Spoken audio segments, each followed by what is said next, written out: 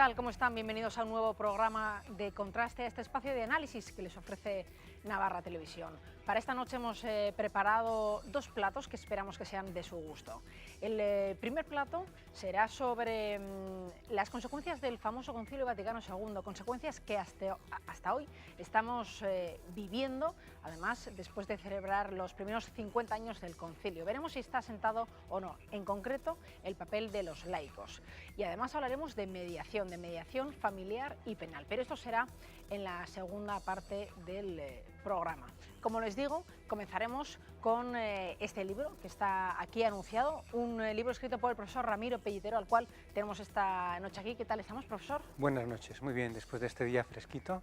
Bueno, y tan fresquito, claro. Tan fresquito que ahora hemos tenido que empezar a sacar los abrigos rápidamente porque, en fin, avanza, luego si no las gripes y demás.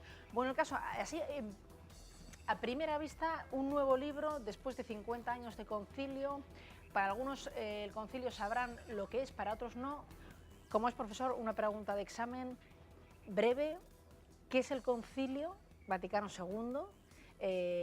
Y un análisis quizá de estos 50 primeros años. Así es nada, para la primera pregunta de la noche. Pues el Concilio Vaticano II, que se celebró entre 1962 y 1965, fue una de las cosas más importantes que ha sucedido en la historia de la Iglesia contemporánea. Y durante mucho tiempo todos los obispos, no materialmente, pero moralmente todos los obispos del mundo estuvieron reunidos enfrentándose con las problemáticas actuales, tratando de ver cómo la fe, esto es lo que se proponía, se puede exponer ante los anhelos del hombre de hoy. Bueno, bastante bien. Así que, claro, es profesor de teología, lo ha hecho especialmente bien. ¿Qué tal? ¿Le ha aprobado? Yo diría un 8,5. Si le parece al profesor y si le parece a ustedes, como es habitual en este programa, les mostramos a continuación las cuestiones que sobre este tema nos planteamos en Contraste. En la celebración del Concilio Vaticano II, uno de los temas centrales fue la discusión sobre el papel del laico en la Iglesia Católica. El protagonismo del clero era obvio en la vida de la institución, sin embargo, los laicos no solo eran receptores de los servicios de la Iglesia, sino protagonistas y responsables de su tarea. A lo largo de este siglo, su evolución ha sido clara y los últimos papas llaman claramente a que intervengan más activamente en la vida de la Iglesia. En contraste, nos planteamos, ¿ha calado realmente este mensaje? ¿No sigue pensando la sociedad que son los curas los que gobiernan esta institución? ¿Tiene espacio la mujer en este discurso? ¿Cómo definir la misión o el objetivo de la Iglesia en el siglo XXI, siendo esta la institución más antigua del planeta? Bueno, pues esas son algunas de las cuestiones que se podrían abordar esta noche. La primera me parece que es interesante, ¿no? Este libro habla de laicos en la nueva evangelización, habla el papel de los laicos, vamos a decir que son todos aquellos que no son sacerdotes, que no son monjas, que no son frailes. Y gente de la calle. La gente de la calle, la gente de a pie. El mensaje del concilio es que este tipo de gente tiene un papel importante en la Iglesia. Por supuesto. Pero, sin embargo, la imagen que tenemos es que quien maneja, quien gobierna y quien dirige, pues siguen siendo los que van vestidos como usted. Claro, ¿qué le vamos a hacer? Pero esto se explica por muchas razones. Pero, en fin, esto es así, ¿eh? Los laicos tienen un papel importante, el concilio lo dijo, pero también es verdad que no se había dicho con demasiada fuerza durante muchísimos siglos. Y esto explica que en dos días no se va a cambiar. Por la rutina de la historia y de los movimientos sociales que a veces son lentos. El Papa anterior ya dijo que esto no había calado suficientemente, que todavía hay una visión espontáneamente clerical de la Iglesia. Bueno, prueba de ello es que cuando se dice a veces, la Iglesia en Madrid ha dicho, ¿qué es lo que se quiere decir? Pues se quiere decir, muchas veces el cardenal Rouco ha dicho, ¿no? Entonces, esto es así, debemos aceptarlo, pero para cambiarlo, ¿eh? Porque los laicos, la gente corriente, aparte de ser la mayoría de la Iglesia, tienen un papel clave porque la misión de la Iglesia tiene que ver con la vida del hombre, con todas las cosas, las familias, los trabajos, las empresas, la visión del mundo y la transformación de las cosas. No es solo para el más allá del Evangelio. Más de uno estaría en desacuerdo con eso que acaba de decir el profesor Pellitero. La Iglesia tiene que ver con las empresas, con la familia, con los trabajos, con la vida del hombre. Esto es lo que dice el concilio. Sin embargo, parece que la Iglesia va por un lado y la vida va por otro, o al menos esa es la imagen que se proyecta. Pues tenemos que conseguir cambiar esa imagen, porque esa imagen no es la real. la realidad no es esa. Si la imagen que se ofrece es esa, algo pasa en el sistema entre la realidad y la imagen. Entonces tenemos que dar una imagen de lo que es. Es verdad que a veces, buscando la imagen verdadera, consigues cambiar la realidad, ¿eh? Entonces, la Iglesia tiene que ver, la misión de la Iglesia, con la sociedad, tiene que ver con la cultura, tiene que ver con todo lo humano. Si a veces no da esta impresión, es porque quizá no lo hemos nosotros sabido mostrar. Se habla de un papel, además, como de cierto protagonismo de los laicos, de la gente de la calle, en la Iglesia, pero ¿cómo se concreta ese papel? Es decir, un señor que en principio va a misa los domingos y está ahora paseando por la calle o cenando tranquilamente con su mujer en casa, disfrutando de este viernes, uno puede decir, bueno, pero mi papel, yo iré a misa el domingo y habrá un cura que supongo que la celebrará. Esperemos. Esperemos, bueno, cada vez parece que hay menos, pero ¿cuál es el papel, en definitiva? De los laicos en la Iglesia, ¿verdad? ¿Cuál es? ¿A qué se dedican? ¿O qué se deberían Claro, habría que dedicar? empezar, aquí tenemos muy poco tiempo, pero habría que empezar diciendo qué es la Iglesia, claro. El papel de los laicos en la Iglesia no es solamente estar dentro de un templo celebrando la misa o participando en la misa, que eso es muy importante, es central. Sin eso se puede hacer poco. Pero el papel propio de los laicos es precisamente desde su lugar en la vida corriente, que normalmente es a través de una familia, a través de un trabajo profesional, a través de unas labores culturales más o menos relevantes. No importa tanto que sea una cosa muy elevada, que seas el presidente del país o que seas una persona con un oficio más modesto, ¿no? Tú tienes una misión. Esa misión es muy importante porque puedes hacer muy bien lo que tienes que hacer. También lo puedes hacer regular o mal, pero la idea es que lo hagas bien y eso, a través de ahí la gente se va a acercar a Jesucristo porque va a ver que tú eres una persona coherente, que te preocupas por ellos y que de verdad la cosa funciona. Y esto es el cristianismo. Y esto, quien lo puede hacer de verdad, pues son los laicos. Los sacerdotes muchas veces no podemos hacer tanta cosa. Perdón por la pregunta y con todo el respeto. Hombre, Y claro. con todo el respeto. Hay veces que eso que se está planteando en esta mesa esta noche, esa visión desde el trabajo, desde la calle, desde la familia, en principio la de un católico, la de un cristiano, en principio se tiende a ver como algo rancio, algo ñoño. Es decir, si haces de cristiano, entre comillas, ¿no? Si ejerces tu papel o ejerces esa misión en ese ambiente, tendrás un punto de rancio, de ñoñez, vamos a decirlo, ¿no? Sé que el Papa Juan Pablo II ha dicho claramente que se puede ser moderno y que se puede... Pero ¿cómo se rompe esa? ¿Cómo conseguir romper esa imagen, por lo menos que al parecer se proyecta? Antes de nada quería decir, esa imagen ñoña y rancia se tiene en Europa porque respecto de muchas cosas, Europa es roña, rancia y vieja, respecto de América, por ejemplo, en muchos temas.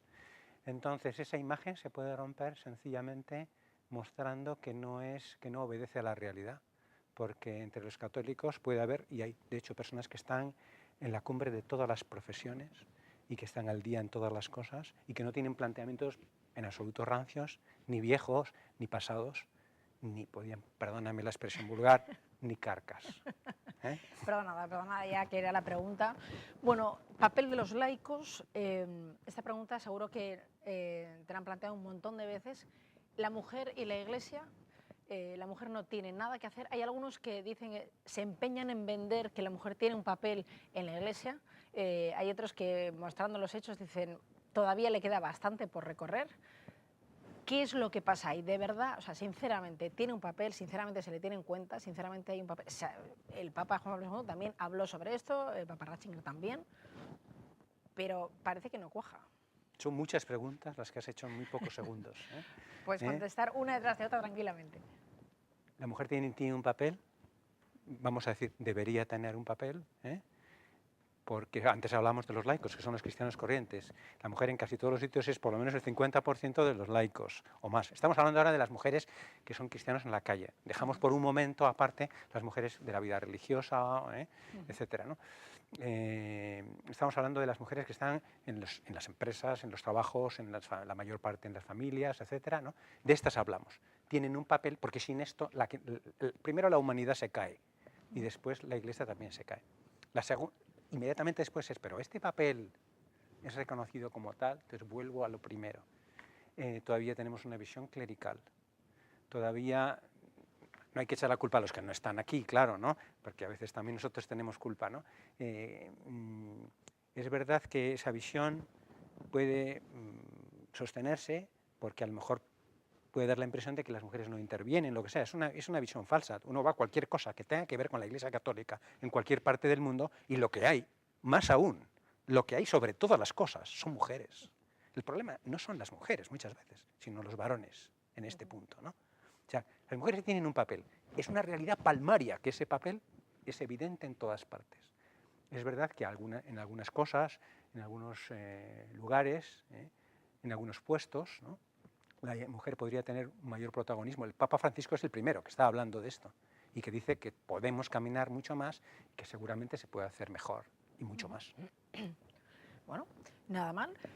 ¿Cuál sería ese papel de la mujer dentro de la Iglesia? No sé si nos atrevemos a definirlo en esta mesa, en esta noche. Las cosas más amplias y profundas son las más difíciles de definir, ¿no? Pero el papel de la mujer es el mismo que el del varón, para empezar, ¿eh? Es decir, alimentar todo lo que es humano, alimentar todo lo que es cristiano y promoverlo. Además de eso, la mujer tiene aspectos y capacidades que el varón tiene menos. Tiene una sensibilidad mayor por algunas cosas, por ejemplo, la persona, la belleza, la educación. Eso es muy necesario en la Iglesia. Y en ese sentido, cuanto más aparezca la mujer y cuanto más pueda intervenir, pues mejor para todos. Cuanto más pueda intervenir, ¿dónde supuestamente debería intervenir más? Pues, por ejemplo, en estos campos que he dicho, en todos los campos que tienen que ver más con lo personal, como sucede en la sociedad civil, ¿no? Cada vez más, en los ámbitos de la salud, en los ámbitos de la educación, en los ámbitos de la familia, en aquellos ámbitos donde lo personal es más importante, ¿no? Y por supuesto también en el arte, en todo lo demás, ¿no? Pero también, por supuesto, la mujer puede colaborar y trabajar enormemente en cuestiones de gobierno de la Iglesia Católica, claro que sí, y lo está haciendo. Ha salido en esta conversación que el laico, el cristiano corriente, la cristiana corriente, supuestamente tiene una misión que debe desarrollar, que debe desempeñar en su día a día, no en la iglesia el domingo, el que vaya... No solo, sino supuestamente en el día a día. Supongo que esa misión tiene que ver con los objetivos de la iglesia, puesto que son miembros de la misma. Y la pregunta es, ¿qué objetivos tiene la institución más antigua que existe sobre el planeta Tierra en el siglo XXI? Al final la Iglesia lleva 21 siglos en pie y tiene, ¿no?, pues unos consejeros, digamos, con unos objetivos. ¿Cuáles serían esos objetivos hoy en día, después de 21 siglos? Claro, esto se puede decir de muchas maneras, pero voy a intentarlo decir brevemente, ¿no? Los objetivos de la Iglesia, en parte, ahora son en parte los mismos que siempre fueron, que es presentar al mundo, estamos en la televisión, la noticia y el mensaje de un Dios que es el que existe, que se ha manifestado en la figura de Jesucristo y se ha manifestado como amor. Y eso tiene unas consecuencias muy importantes para cada persona del mundo. Y esto puede cambiar el mundo. Hay algunos que dirán, vemos optimista al profesor Pellitero, porque después de 21 siglos sigue hablando de que se puede cambiar el mundo, y algunos ven que la Iglesia cada vez va peor, o que hay menos que van a la Iglesia. ¿Eso cómo se vende? Bueno, pues efectivamente, bueno, la primera cosa sería, estamos aquí, ¿no? Acabas de decir que es la institución, una de las instituciones más antiguas del mundo. Estamos aquí, hemos cambiado, como dice algún vídeo, ¿no?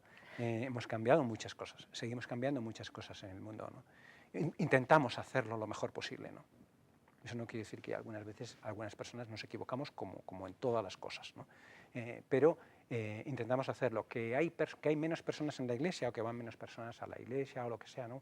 Bueno, esto también habría que mirarlo un poco globalmente, ¿no? Estamos como siempre en la vieja Europa, que la vieja Europa es la que va menos. Pero esto no sucede así en el mundo en general.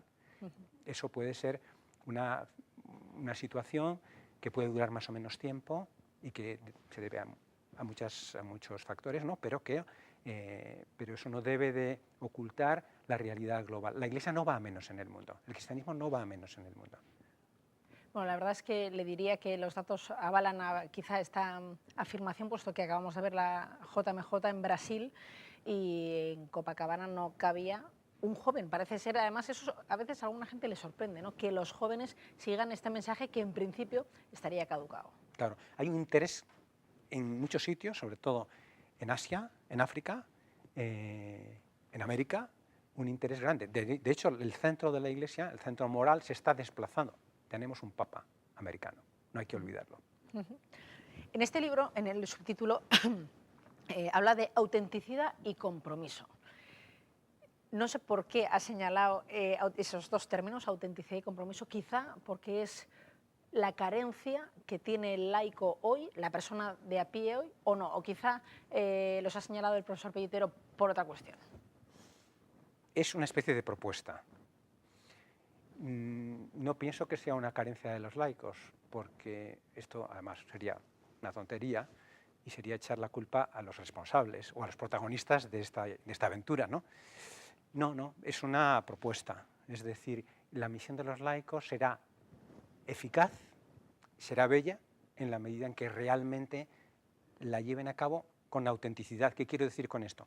De que verdaderamente hagan lo que pueden hacer, lo que dicen que pueden hacer, ¿no? Lo que dice la Iglesia que puede hacer, que puede hacer un padre de familia, un buen trabajador. ¿Qué es? Hacer bien las cosas, preocuparse de los demás, cuidar de los demás, tratar de ser competente, ser todo lo amable que se pueda, pedir perdón cuando uno se equivoca, ¿no? Eso es autenticidad. Compromiso es...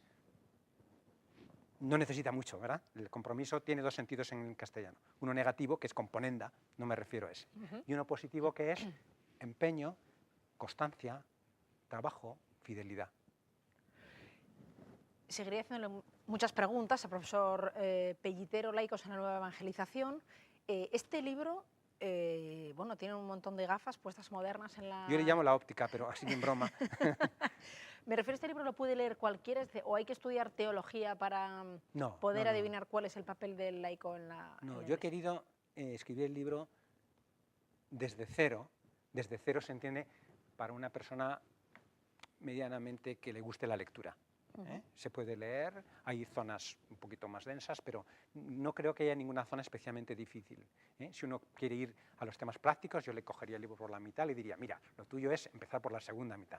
Si tú quieres ir a lo que propone el libro, pues vete directamente al epílogo, ¿no? A lo que se dice al final. Se puede empezar por el final. Es divertido. Incluso empezar por el final. Bueno, no está nada mal. No sé si hay algún mensaje que nos tenemos que llevar prácticamente ya a dormir a estas horas para darle vueltas este fin de semana. ¿Alguna propuesta que quiera dejar aquí el profesor encima de la mesa? Sí, Pío XII fue el primer papa que empezó a decir que los laicos también son la Iglesia. Los fieles laicos, que ese es el nombre entero, ¿no? Los fieles, Jesucristo tiene seguidores que creen en él, la fe, los fieles, ¿no? Los fieles laicos tienen una misión en el mundo que es abrir, estamos en la Universidad de Navarra, me gustaría citar a San José María en esto, ¿no? Abrir los caminos de la tierra para que puedan ser caminos divinos de la tierra. Esto es, no exclusivamente, es de toda la Iglesia, pero si de alguien es especialmente, es de los laicos. Pues nos vamos a quedar con ese mensaje. Profesor Pellitero, muchísimas gracias por habernos acompañado esta noche aquí. Gracias a vosotros, por favor. Gracias, y nosotros nos vamos a ir a publicidad para volver enseguida. En la publicidad le voy a echar un ojo al libro, pero mientras tanto no se vayan lejos porque vamos a hablar de mediación familiar y penal. ¿Cuál es la diferencia? Pues en unos minutos se lo mostramos aquí. Hasta ahora mismo.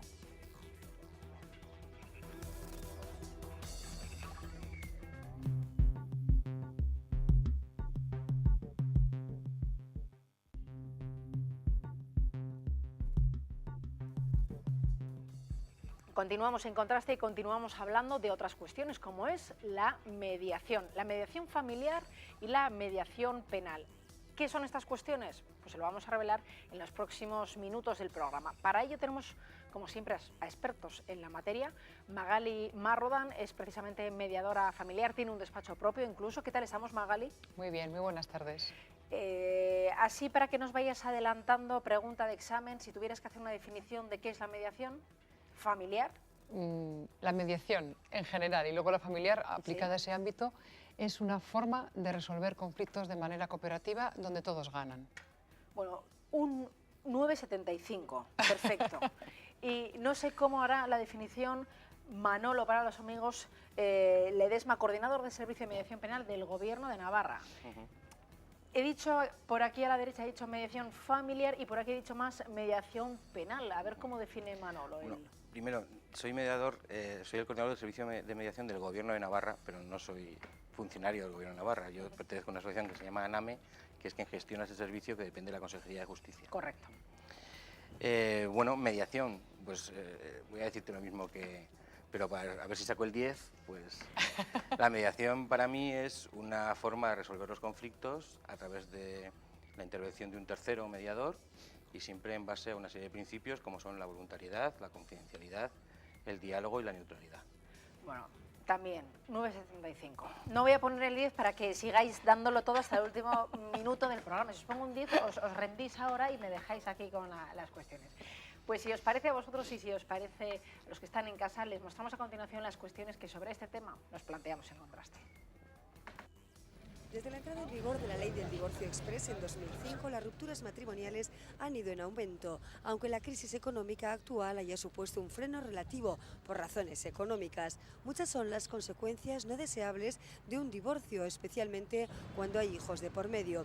Por este motivo, la mediación puede ser útil para prevenir y resolver estos conflictos. La mediación trata en definitiva de abrir vías de comunicación constructiva y contribuir así al entendimiento para llegar a acuerdos satisfactorios y duraderos. En Contraste nos planteamos, ¿es realmente conocida esta opción? ¿Cómo asegurar que la balanza del interés no se inclinará hacia alguna de las partes?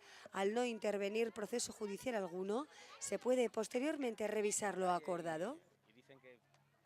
Bueno, pues la primera cuestión me parece que hay que abordar esta noche es si realmente nosotros, la gente de la calle, la gente de a pie, sabe lo que es esto de la mediación. ¿Cuál es vuestra opinión, Magali?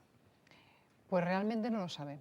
Y os puedo comentar que llevamos años y años intentando difundir, intentando transmitir a toda la población, sobre todo a la gente de a pie, que es quienes realmente luego necesitamos todos, ¿no? Este sistema, porque somos las personas las que tenemos los conflictos, también las instituciones, pero en fin, yo creo que es una forma de resolver conflictos para todo el mundo. Y mira, ahí los medios de comunicación yo creo que tenéis una gran responsabilidad. Estamos haciendo un papel Claro, esta noche. efectivamente. Y entonces yo ahí agradecer mucho la invitación y decir que haya otras, pero para todo el mundo que haga mediación. Mediadores escolares, mediadores sanitarios, de todo tipo, porque hay muchos, ¿no? Entonces yo creo que sí, que hay que darle a conocer más en profundidad y en concreto. ¿Qué es eso? ¿Cómo se hace? Esto lo iremos viendo en los siguientes minutos. Manolo, ¿tienes esa misma impresión de que no se conoce? Sí, yo creo que es un sistema, pero desconocido para la sociedad en general, pero que cada vez se conoce más, también es cierto.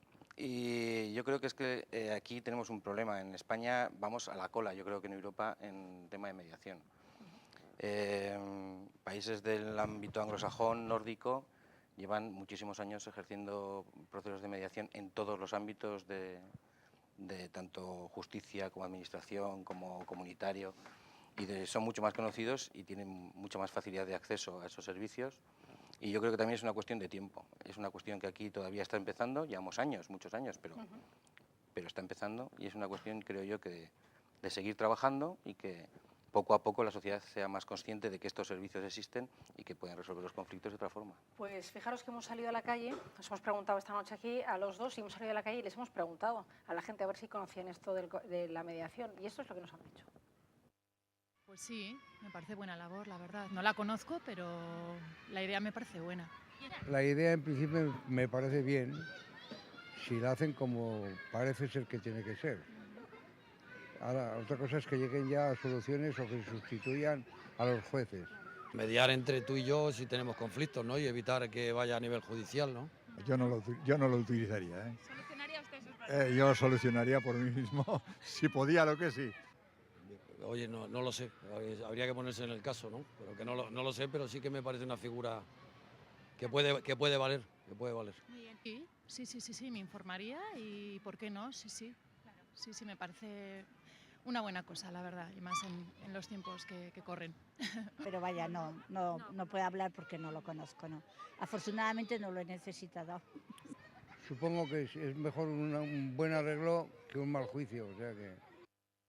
Bueno, está bastante bien la definición, así que es bastante cierto que la gente no lo conoce. Sí, pero me ha parecido curioso una cosa que acabo de oír, que dice que es un servicio que puede sustituir a los jueces. Yo creo que eso no es correcto.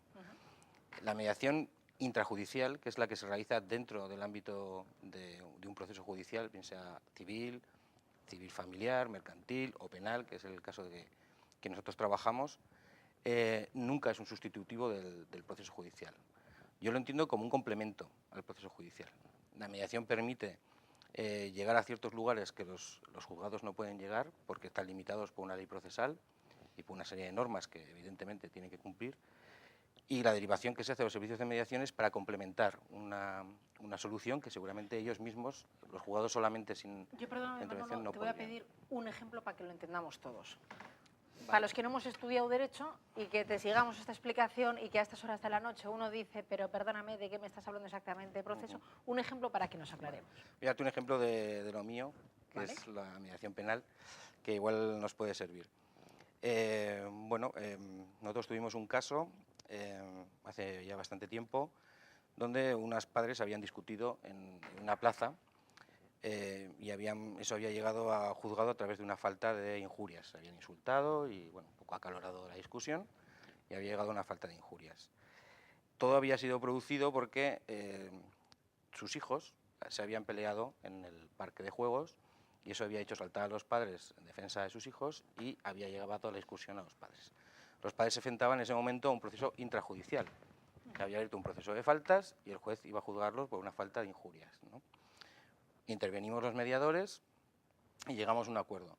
El acuerdo de mediación incluyó una cláusula, entre otras muchas cosas, pero incluyó una cláusula en la cual los padres deberían pedirse disculpas delante de sus hijos para que vieran sus hijos que lo habían solucionado y también para que hacer alguna labor educativa con respecto a los hijos de la forma de resolver los conflictos, ¿no?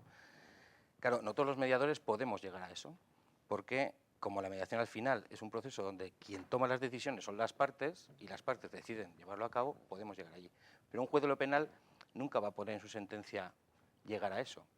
La sentencia juez penal no puede llegar ahí. ¿Lo pediría el juez o lo piden las partes? Es decir, el que vayáis vosotros a decir esta cuestión, ¿es algo que os llama el juez o uno de los dos dice, oye, vamos a llamarla? La derivación en mediación penal es siempre del juez, la derivación. Es decir, la última palabra para ver si el caso llega o no llega al servicio de mediación la tienen los juzgados. De instrucción, de lo penal, audiencia provincial, ¿vale? ¿Quién lo puede solicitar al juzgado? Lo pueden solicitar directamente los afectados, las partes, lo puede solicitar el Ministerio Fiscal y lo pueden solicitar los abogados, pero la decisión de la derivación es del juzgado. Nos ha quedado claro, bastante entendido. En el caso de la familia, ¿esto cómo se gestiona? De dos maneras diferentes. Por un lado, existe lo que es la mediación familiar extrajudicial, no tiene nada que ver con un proceso judicial y ahí el ciudadano puede acudir o bien a un servicio público que existe de mediación familiar o bien a despachos privados de mediadores que también existen, ¿de acuerdo?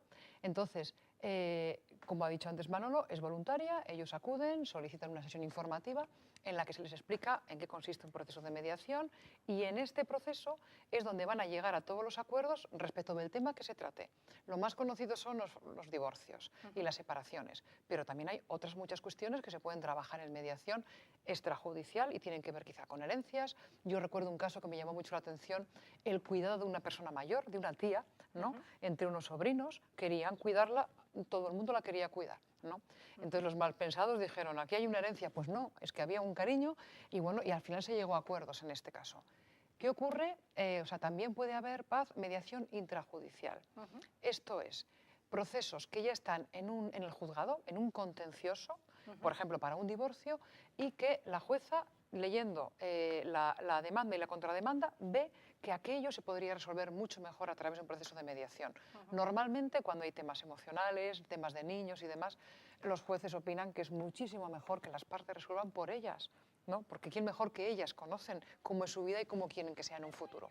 Entonces, en este caso, es el propio juzgado el que invita a las partes, a través de sus abogados, a que acudan a una sesión informativa de mediación, que aquí en Navarra, en Pamplona, el propio juzgado, todos los viernes, bueno, da la posibilidad a las personas de que acudan a esa sesión informativa.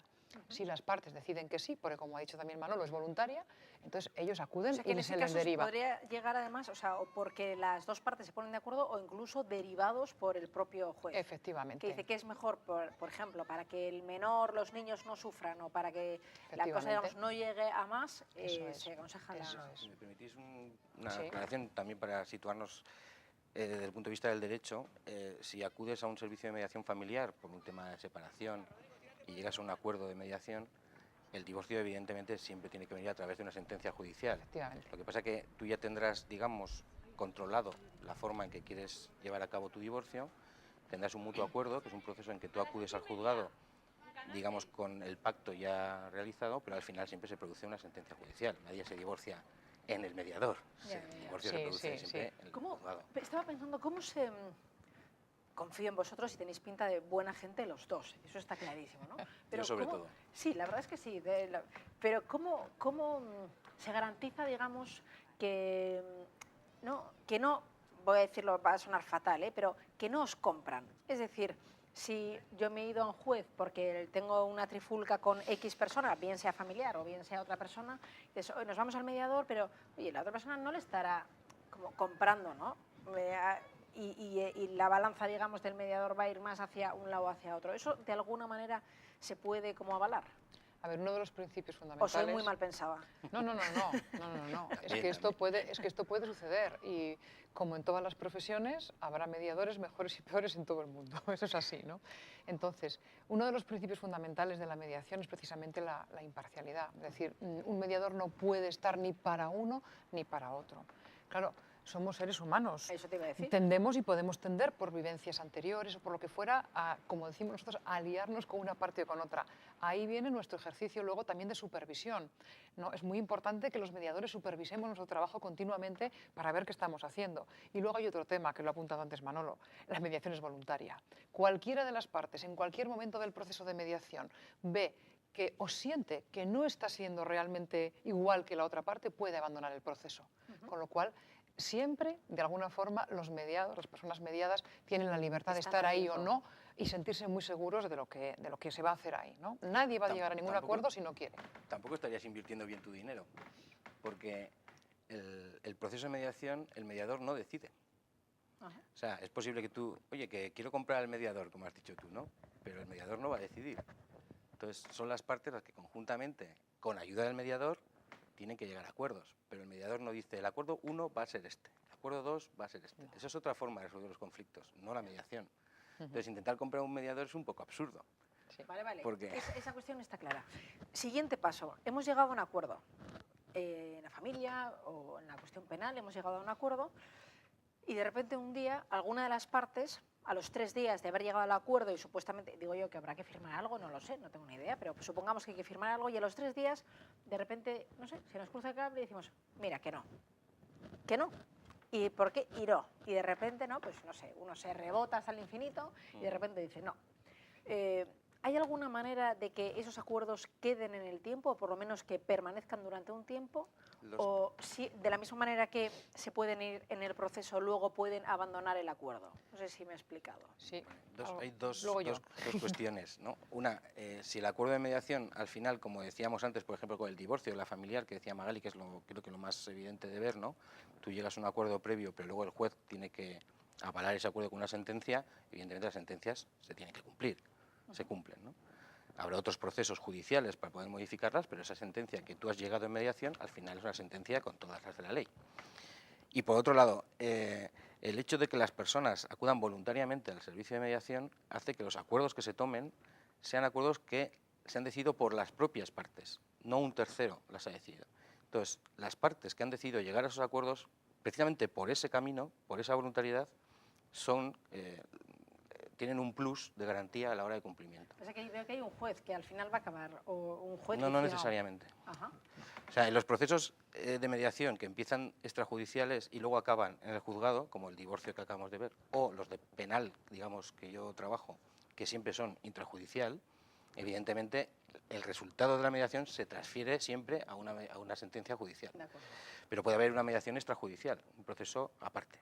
En ese proceso aparte, igual que en la otra, el resultado de llegar a acuerdos las partes a través de un proceso voluntario da un plus de responsabilidad al acuerdo y es la misma persona la que cumple, porque yo he decidido que eso es lo que voy a cumplir, no me lo han impuesto. ¿Vale? Sí, siempre se dice que los acuerdos de mediación son más duraderos precisamente porque nadie ha decidido por mí, si no he sido yo, con lo cual si yo decido algo, cabe mucha más posibilidad de que lo cumpla realmente, como dice Manolo. Pero fíjate, en los 12 años de experiencia que yo tengo, en el servicio de mediación público en su día, ahora en el despacho y demás, me han pasado muchas cosas de estas que tú dices. Hemos llegado a acuerdos de mediación. Cuando un proceso de mediación termina, el documento que sale de ahí, imagínate, para un divorcio, son lo que se llama acuerdos de mediación, que son muy, muy parecidos a lo que luego es un convenio regulador, que es lo que hace un juzgado, ¿vale? Pero ahí de lo que se habla es de cómo vamos a vivir.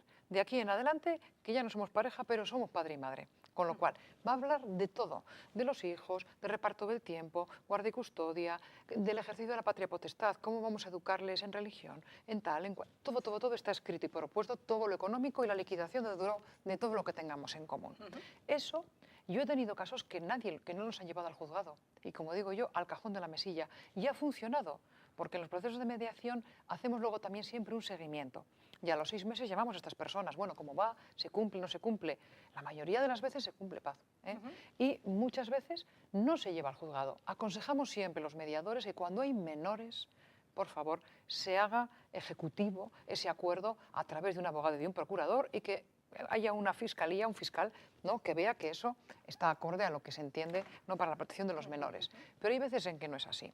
Y como decía Manolo, si luego esto no se cumple, ¿qué ocurre? Si ya está pasado por el juzgado, eso es ejecutable. Una parte puede decir al juzgado, oiga, que esto estaba así y que ahora quiero que se cumpla. ¿De acuerdo? Entonces, bueno, ese es un poco el proceso. Y además, los mediadores dentro del proceso de mediación, por lo menos así lo entiendo yo, supongo que Magali estará de acuerdo conmigo, somos garantes de parte de los cumplimientos. O sea, la garantía del cumplimiento, ¿dónde está? En la acción del mediador. En penal es muy habitual que cuando un procedimiento llega a la mediación tenemos encima de la mesa unos daños, lo que se llama responsabilidad civil, que en la calle podemos entender como indemnización, ¿no? Y la gente dice, bueno, ¿y cómo me aseguro yo que se me paga la indemnización que hemos pactado, por ejemplo, ¿no? Que a través de la mediación hemos llegado a pactar. Bueno, pues porque el mediador no firma el acuerdo de mediación, que es necesaria la firma del mediador para que tenga validez, hasta que no se produzca el pago. Entonces, ¿por qué? Porque garantizamos ese punto. Evidentemente hay otros puntos del acuerdo de mediación donde el mediador no puede garantizarlo al 100%. En mediación penal es muy habitual que si se ha producido una lesión, una riña, una discusión en un entorno concreto, una discoteca, un bar o algún sitio, pues igual las partes acuerdan no acudir a ese bar más veces o a esa discoteca más veces. Claro, yo no puedo estar en la puerta de la discoteca para ver que no entra en el resto de su vida. Eso es una cuestión que depende exclusivamente de su cumplimiento, ¿no? Pero en aquellas partes que el mediador puede garantizar, yo creo que es su deber, y así lo entendemos nosotros, el que se garantice el cumplimiento. Y se hace, digamos, dentro del proceso de mediación, no firmando hasta que eso se produce. ¿Existe un porcentaje de cumplimiento? O sea, ¿tenéis, digamos, datos que os avalan?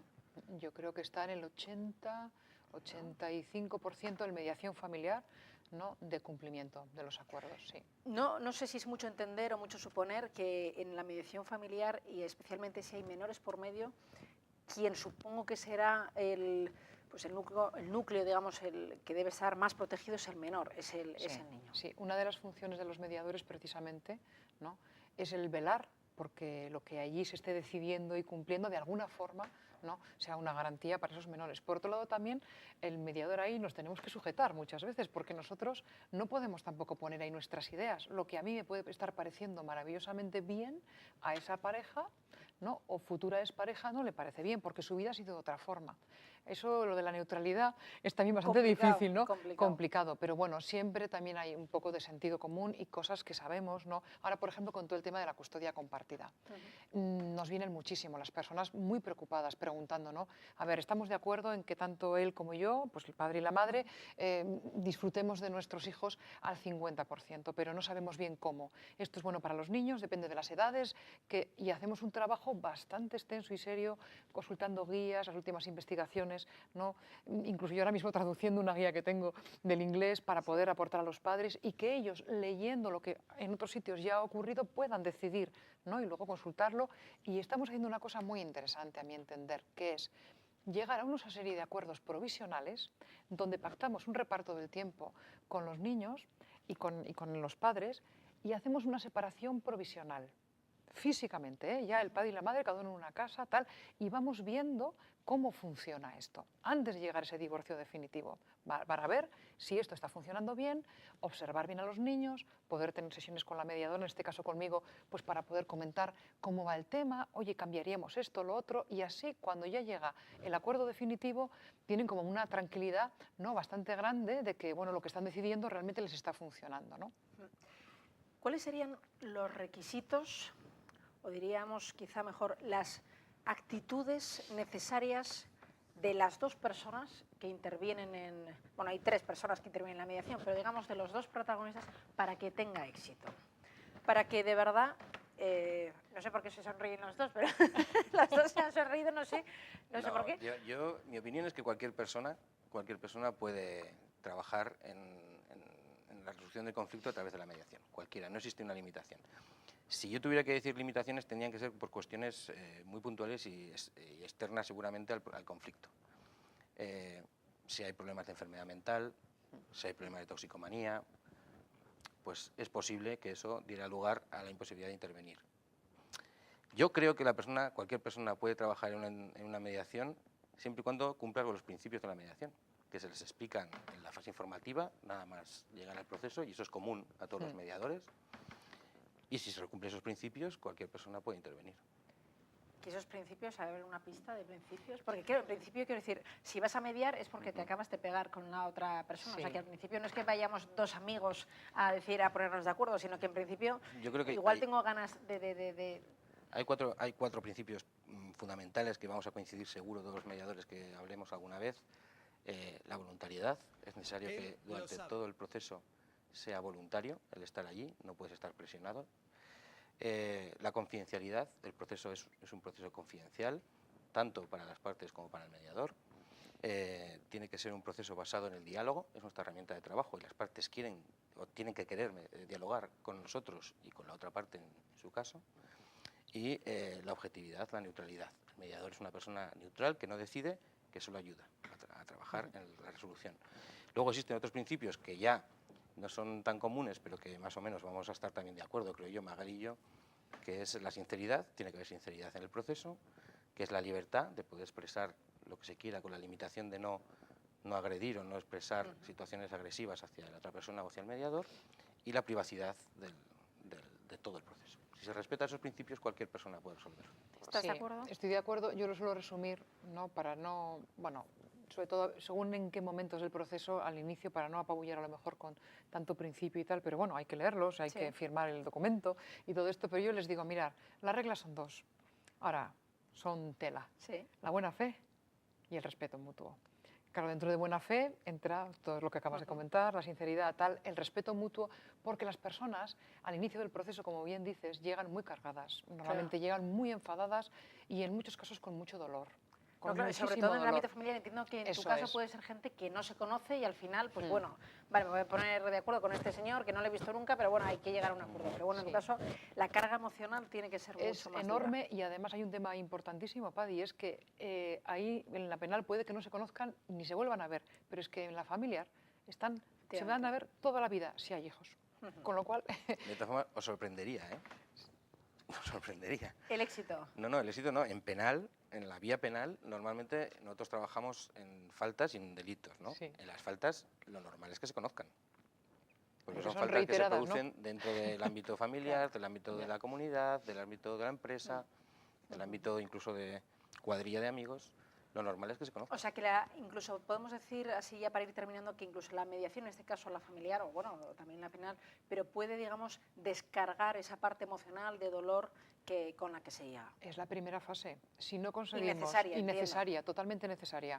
Si a la segunda o tercera sesión no ha salido toda esa carga, difícilmente nos podemos poner a trabajar, porque todavía estamos funcionando desde la emoción, desde el rencor, muchas veces desde el dolor, y entonces no estamos pudiendo tener la mente clara para decidir sobre los temas que hay que decidir. En mi caso, desde el miedo también, ¿eh? También, la víctima se sienta con miedo, hay que trabajar con ella, reforzarla, apoyarla. O sea, me parecéis una especie de héroes ¿Qué va?